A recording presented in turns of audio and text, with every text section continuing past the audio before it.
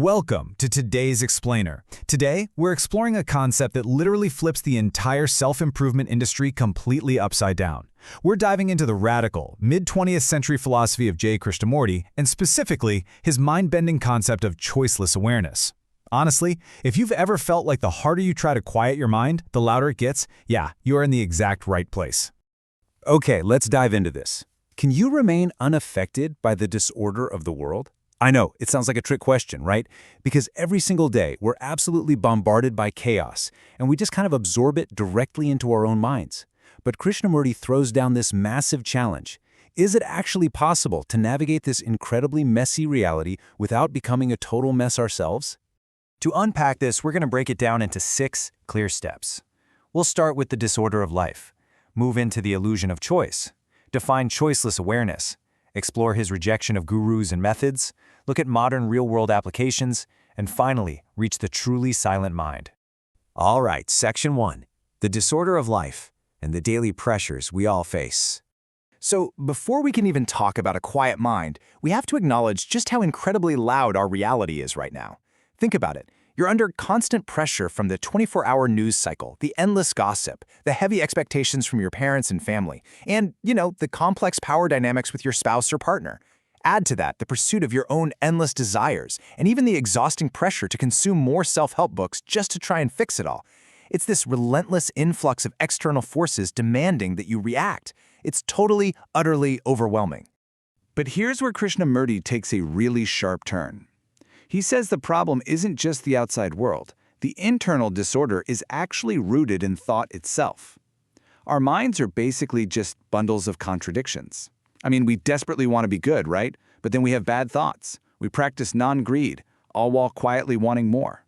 He argues that thought is the very origin of our fear, time, our endless desires, and that constant nagging comparison of ourselves to others.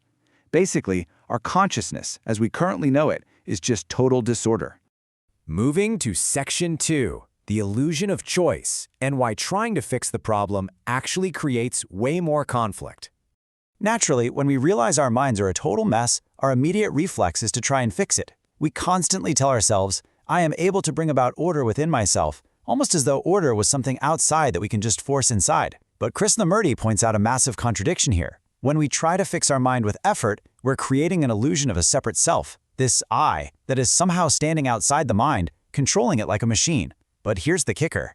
The I trying to control the disorder is literally part of the disorder.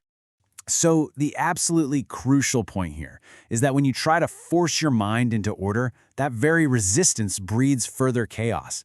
If you use discipline to try and suppress a thought, well, you've just created a battleground inside your own head. The entity trying to create the order is born right out of that initial confusion. So whatever order it creates, it's really just another form of disorder. Trying to choose your way out of the mess literally just gets you more tangled in the net. Which brings us to Section 3. Defining choiceless awareness, observation without the observer. So, if we can't force our way to a quiet mind, what on earth is the alternative? Well, it's choiceless awareness. By definition, this is an unpremeditated, complete awareness of the present, without preference, without effort, and without compulsion.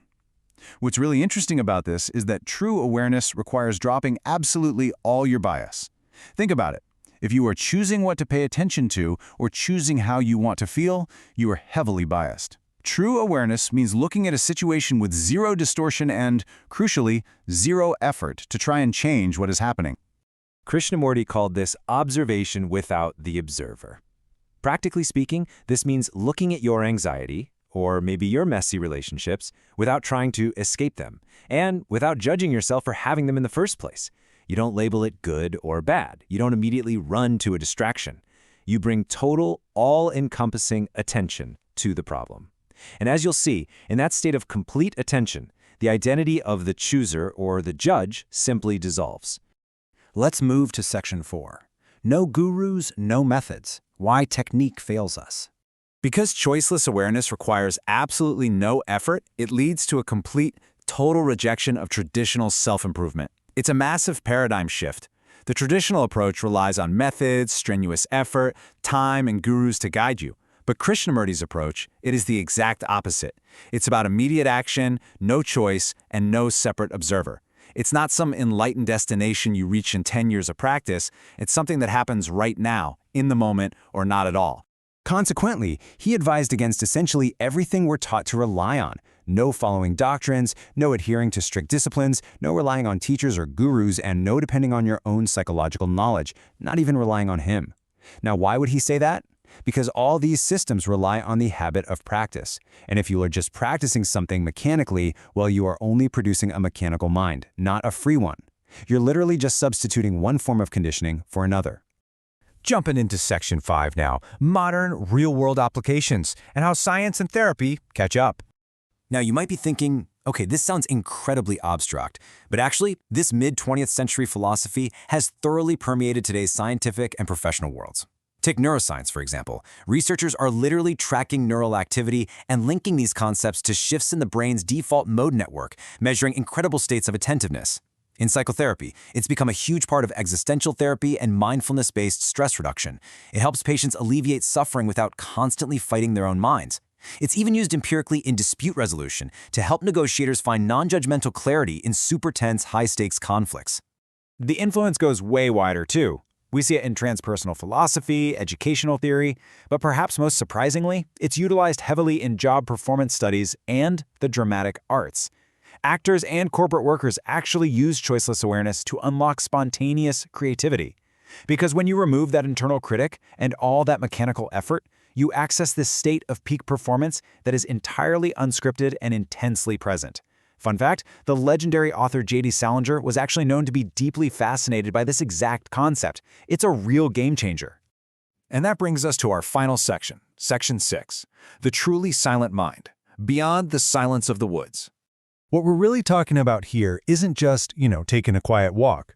We're talking about profound philosophical peace. Krishnamurti brilliantly distinguished between three kinds of stillness. Step 1 is outward stillness, like going into the woods at night. It's beautiful, sure, but true silence isn't hiding in a quiet room. Step 2 is forced stillness. This is when your thought steps in and says, I must be quiet. But honestly, that's just tension, not peace. You're forcing it. And then there is Step 3, absolute silence of the mind. This is a mind so completely clear it has zero contradictions. It's incredibly stable, yet highly pliable. Krishnamurti summarized it perfectly, and I want to let this sink in. He said, we are talking of a stillness which is not dependent on anything, and it is only that quality of stillness, that absolute silence of the mind, that can see that which is eternal, timeless, nameless. True silence doesn't require a serene environment, and it definitely doesn't require forcing your brain into submission. It is an entirely independent silence, a state of being that just simply observes. So I want to leave you with this final provocative thought. Can you learn about your own internal disorder today without trying to choose a way out of it? The next time you feel anxious or pressured or totally conflicted, don't judge it. Don't immediately practice a 10-step method to try and cure it. Just observe it, choicelessly. And just see what happens to that conflict when the observer simply disappears. Thank you so much for joining me on this explainer, and I really hope this empowers you to explore the true silence of your own mind.